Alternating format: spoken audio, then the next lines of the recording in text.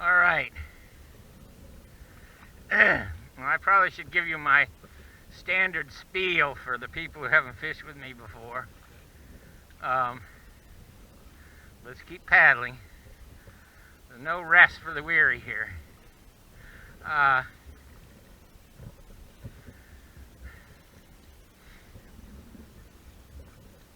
What? Oh yeah, this thing, there's a big oxbow. So, a lot of crap in the water too.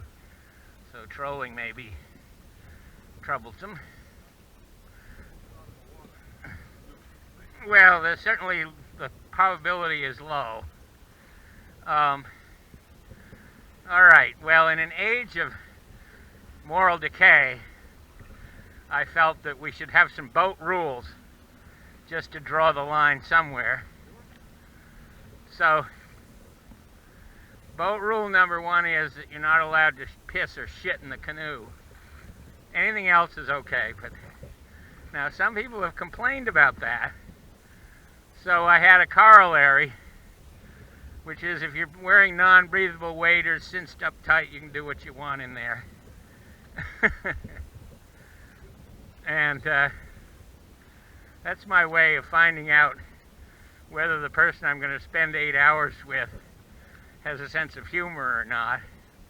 Because every once in a while, somebody doesn't think that's funny, and I sit back here and roll my eyes and go, it's going to be a long trip.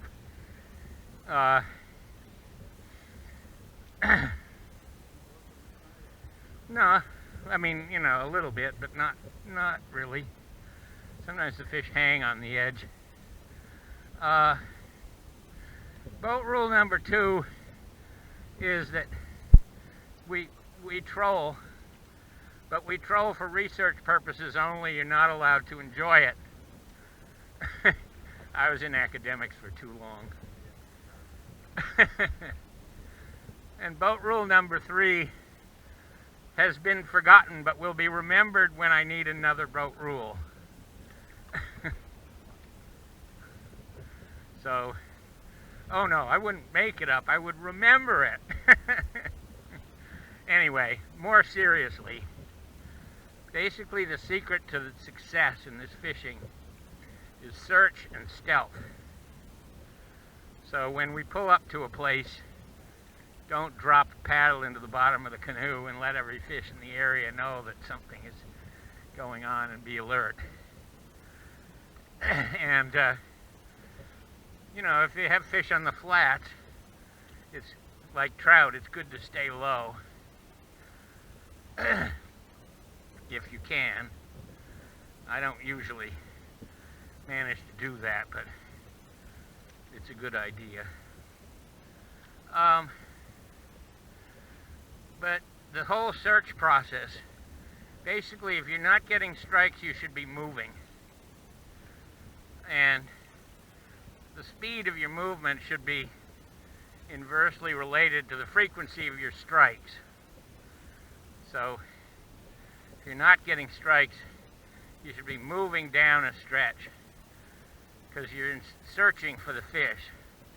I get people who I tell that to, and then they park themselves in one spot and wait for the fish to come to them. And that's not a way, that doesn't work. I mean, sometimes it works, but only by luck. I had a guy out, actually a TU member, on the 12th on Saturday, and I kept telling him, you know, keep moving. And he would plunk himself down and he'd move maybe a little bit, but didn't. And I kept telling him, and I, showed by example what I was doing, that what he should be doing, and he didn't. And at the end of the day, he'd hooked 2 fish, and I'd hooked 13. And it was just movement strategy. But it was, it's frustrating when you tell them and you show them and they just don't get it. And this is an experienced striper fisherman, as far as I know. Anyway,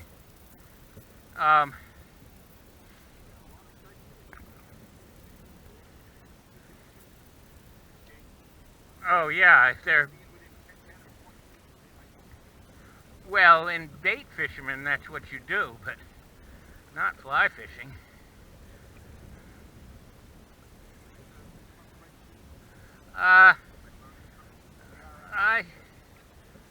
Yeah, we're doing research, but no, we can paddle faster. Oh no.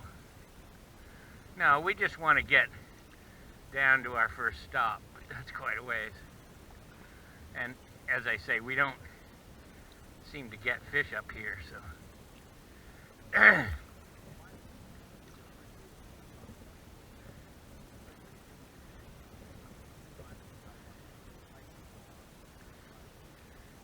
Yeah. Oh yeah.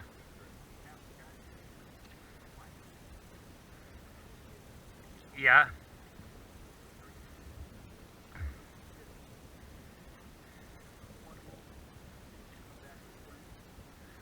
Yeah.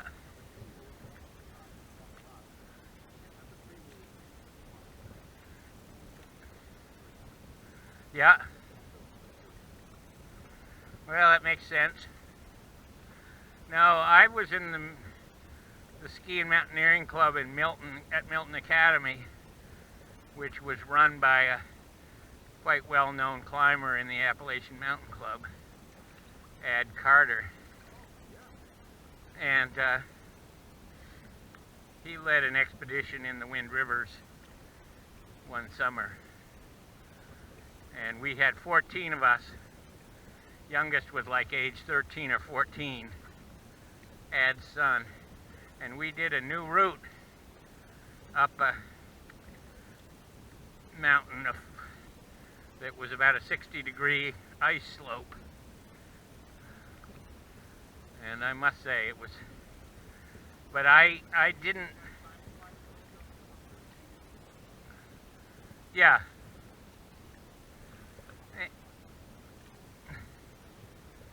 Yeah.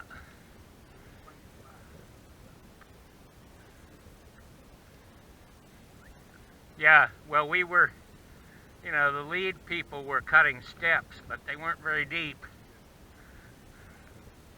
And it was, you know, I look back and I go, well, shit. Some of the shit we did. But I did not join the Harvard Ski and Mountaineering Club because they were, I'd like to get copies of the pictures you take. When we come back, you'll see us turn this corner and be going straight away from the house. And I would encourage you to take lots of pictures. If you wait till we come around this corner, you get a better picture of the house.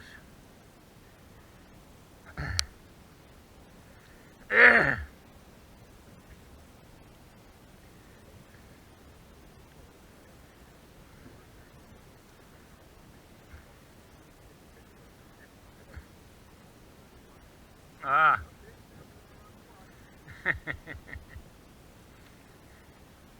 Anyway, I didn't join the Harvard Mountaineering Club because they had a reputation of not being careful.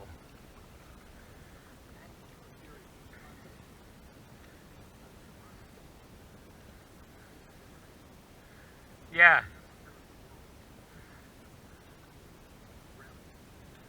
Well, I had a good friend at Harvard who, after his freshman year, went off with some of the guys in the McKinley Range for the summer. And the next fall, I was looking around for him and couldn't find him and didn't know what had happened to him. And about 6 months later, there was an article in the Saturday Evening Post about him because they were night climbing, and you know, it was, I guess they were headed down, and he leaned back to rappel down this cliff, and he hadn't clipped his carabiner in, and he was gone. And this guy who was with him wrote this article about it. But they just, anyway, Ad Carter was good. I mean, he really hammered into us safety stuff. He had a lot of stories.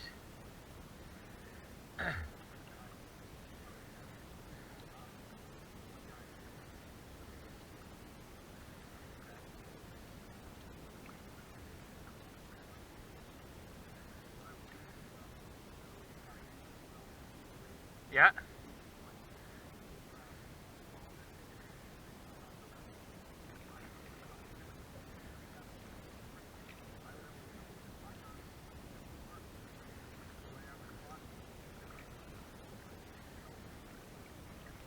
Oh, what an asshole.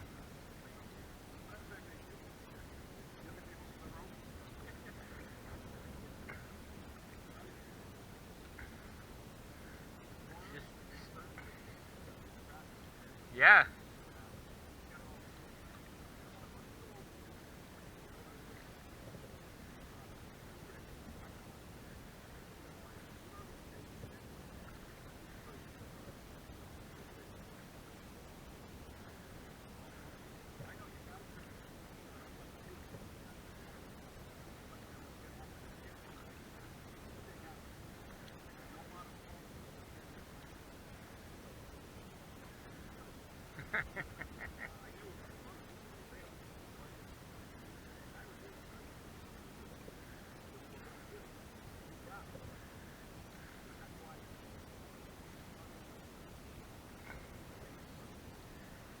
That's stupid.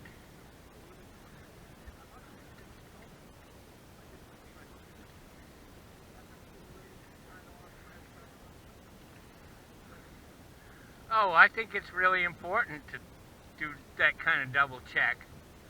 Somebody who takes that personally, fuck that.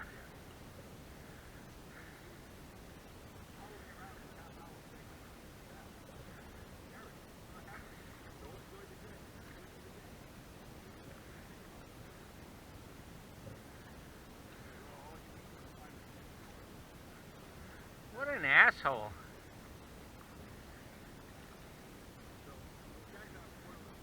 Yeah.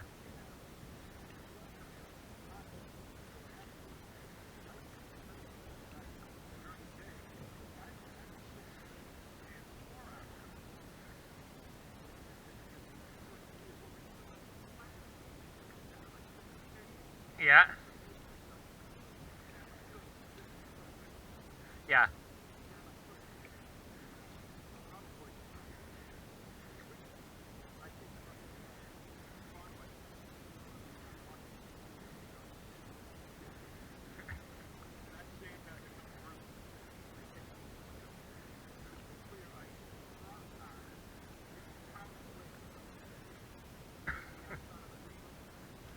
No, we go right down along this bank.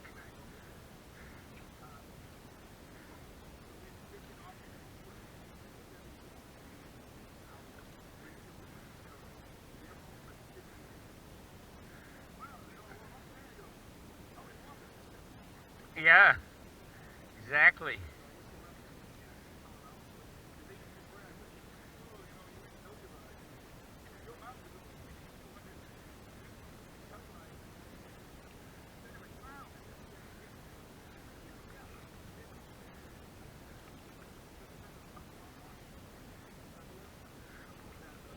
Yeah. Oh, I bet.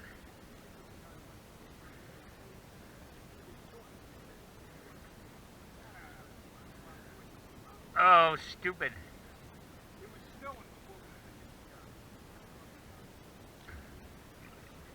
And he was in shorts.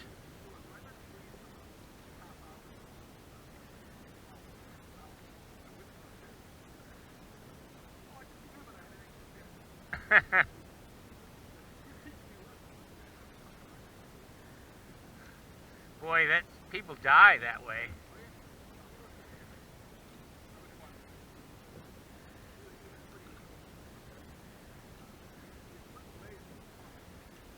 Yeah.